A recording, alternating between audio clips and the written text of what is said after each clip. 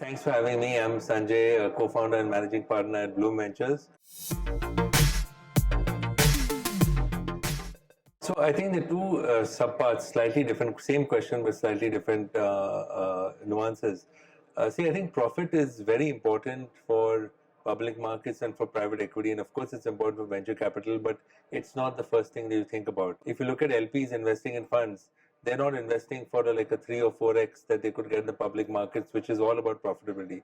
They're trying to get the Facebooks, the Instagrams, the gray orange, the deliveries, right? Where you might be profitable after only 7, 8 years. But are you really creating something disruptive? Are you grabbing the user? Are you creating massive market share? And of course, profit is important, but most of the profit is then again reinvested into growth. If you think about the critical elements, it's always a team, it's a TAM, which is the total addressable market size, and it's the defensibility of the product and the traction, right?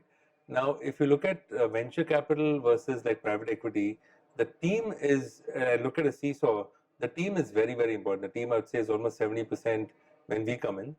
And then for growth stage investors, like when a Sequoia or Tiger comes in, then it becomes more of a balance sheet investment, right? Where there's a proven business model, you've got numbers, you've got data, you've got path to profitability. And then, of course, the team is important, but then it's more about the business. And then as you progressively go on, obviously the other things become much more important. The numbers, the performance, the customer traction, and the quality of investors that they have.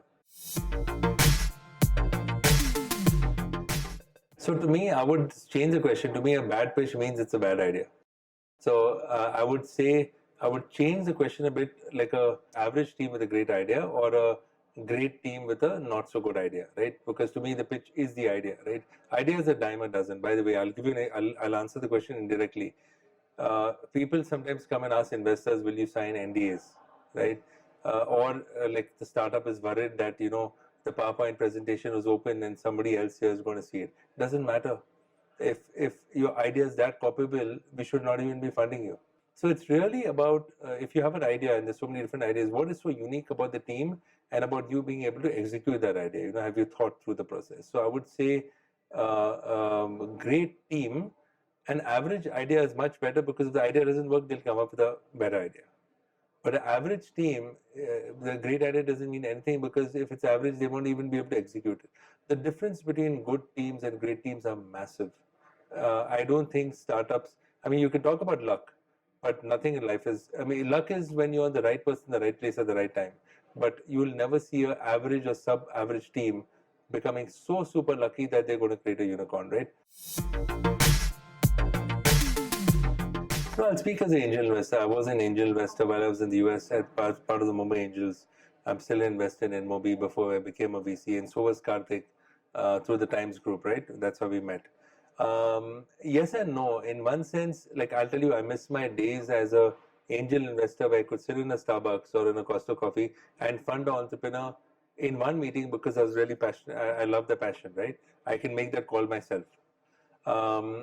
So somebody, all entrepreneurs have to start somewhere, right? There are seasoned entrepreneurs that have come to us where they've not raised funding before, right? But in almost all cases, they have raised funding. I don't think it's a hit or a miss or a precondition, but we like the fact that, hey, if you've not over diluted and you have initial supporters, if you've raised before, great. So I don't think there's a hard and fast rule. And in our new Blume avatar, we expect that they would have raised before. But if it's a founder that's known to us and wants to raise a 1 million and it's somebody that's known, a serial entrepreneur, then sometimes we will be the first check-in. That's fine. Actually, I'll add one caveat to the last question, right? If you've heard of this term called herd mentality. So if you look at it, there's always the lead and then there's the herd, right? And I'll say this, that, we are supposed to think out of the box, VCs, and we are supposed to take risks. But as a community, we're the most risk averse. Almost everybody will want to ask who else is investing. Okay, when you're done with 80% of the round, come back and talk to us. Then we look at it. But our job is actually to take that risk. So I think it's changing a lot.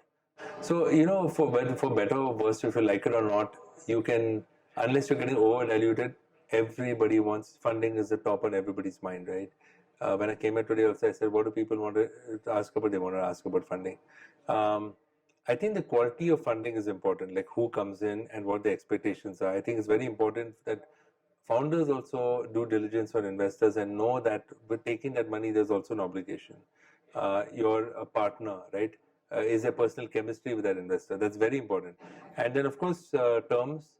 We've actually told entrepreneurs and the good entrepreneurs that you may get better terms from one investor, but don't take that because that investor, let's say, is not good enough for, like, I'll tell you, I think we pride ourselves on the way we price, and we sometimes will give a good valuation, but we will not up the valuation just because somebody else has given it, because we believe that's the right way. So sometimes don't go for the highest valuation, go for go for a better investor whose terms or valuation may not be the highest.